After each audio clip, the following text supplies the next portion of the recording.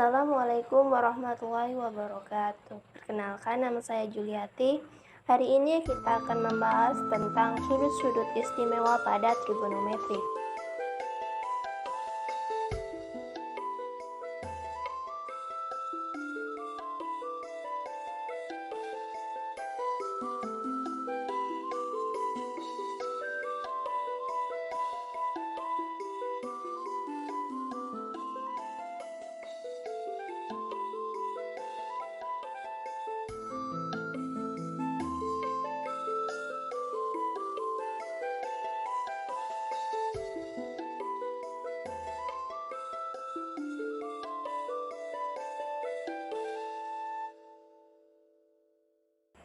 Nah, sebelum itu, untuk menentukan nilai perbandingan sudut istimewa, kamu bisa menentukan dengan perbandingan sudut siku-siku trigonometri, yaitu pada sin, cos, dan tangen, atau pada gambar yang telah ditampilkan di papan ini.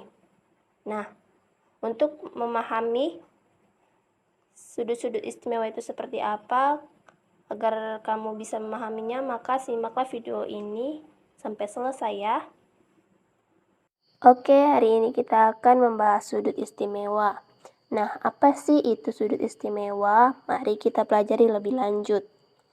Kita sebenarnya bisa menghitung nilai dari perbandingan trigonometri di kalkulator. Jadi, kalau misalnya kamu mengetikkan nilai di kalkulator sin dari 50 derajat, maka akan keluar hasilnya yaitu 0,766004 sekian. Nah, itu artinya apa sih? Angka-angka yang banyak itu apa sih maksudnya? Nah, ini maksudnya itu adalah sin dari 50 derajat itu sama dengan 0,76 sekian-sekian itu per 1. Artinya itu sesuai dengan definisi dari sinus, yaitu untuk mencari sin, maka kita menggunakan perbandingan, yaitu depan per miring. Yang dimana jika saya mempunyai contoh segitiga siku-siku dan terdapat sudut 50 derajat, maka nilai perbandingannya seperti ini. Yang di depan adalah 0,766 sekian-sekian dan untuk miringnya itu 1. Ada beberapa sudut yang nilai perbandingan trigonometrinya dapat ditentukan dengan perhitungan sederhana tanpa menggunakan kalkulator.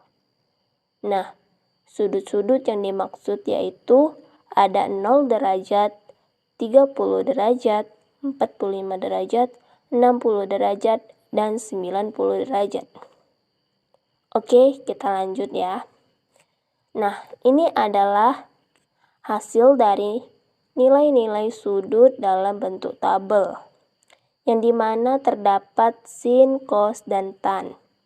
Kemudian, cara pembacaannya yaitu sin dari 0 derajat yaitu 0, kemudian sin dari 30 derajat yaitu 1/2 dan seterusnya. Nah, selanjutnya tabel tersebut itu bisa kamu gunakan untuk memecahkan masalah dalam sebuah soal. Misalnya di sini saya mengambil contoh ya, dari sin 30 derajat dengan hasilnya yaitu setengah, yang dimana satunya itu merupakan depan dan duanya itu merupakan miring, karena tadi sesuai definisi dari sin, yaitu depan per miring. Artinya jika saya punya segitiga siku-siku, yang mana 1 dan yang mana 2? Nah, benar. Sehingga ketika saya punya segitiga yang lebih besar lagi dengan sudut yang sama yaitu 30 derajat, tapi panjangnya diketahui yaitu 14. Maka sisi miringnya itu kan belum diketahui.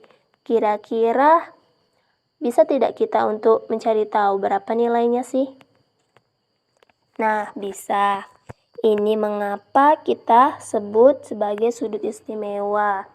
Ya, karena 30 derajat itu bisa kita cari dengan menggunakan perbandingan.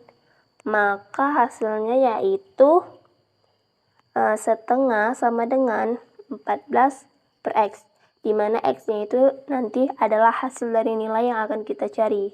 Kemudian kita kali silangkan, yaitu 1 dikali X, hasilnya X, kemudian 2 dikali 14, hasilnya 28. Nah, gampang kan? Maka hasilnya itu adalah 28. Nah, selanjutnya ada sebuah contoh nih. Di sini ada sebuah pohon. Kita ingin mencari tahu nih tinggi dari pohon tersebut. Kemudian, kita bisa nggak mengukurnya itu, tinggi pohon tersebut? Nah, kita bisa. Caranya yaitu, kita ukur dia dengan bayangan pohon tersebut. Kemudian kita berjalan dan kita hitung jarak dari pohon ke ujung bayangan tersebut. Di sini saya misalkan nilainya yaitu 15 meter. Lalu kemudian kita ukur lagi ujung sudut dari kita berdiri ke ujung daun pohon tersebut. Maka didapatkanlah sudutnya yaitu 60 derajat. Nah, kalian bisa mengukur sudut tersebut dengan alat sederhana, yaitu di sini saya memberitahu yaitu alatnya klinometer. Nah, baik, kita lanjut lagi ke contoh soal. Setelah kita ketahui ini, sudutnya itu 60 derajat. Kalau kita bayangkan, maka sudut jarak ke pohon itu dia berbentuk sebuah segitiga siku-siku. Maka kita bisa mencari nilainya dengan menggunakan apa? Yaitu menggunakan tabel sudut perbandingan tadi. Seperti contoh sebelumnya itu sama.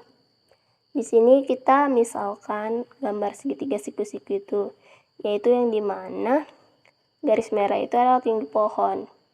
Kita mencari depannya, maka di sini kita menggunakan rumus tan. Kenapa tan? Karena tadi sesuai dengan definisinya yaitu tan yaitu depan per samping. Kemudian tinggal kita masukkan aja tuh tan 60 derajat, hasilnya itu berapa? Ya, hasilnya itu akar 3 per 1. Kemudian kita kali silangkan, akar 3 per 1 sama dengan X dikali 15 meter. 1 kali X itu hasilnya X, dan 15 kali akar 3 hasilnya 15 akar 3. Maka diketahui tinggi pohon tersebut adalah 15 akar 3.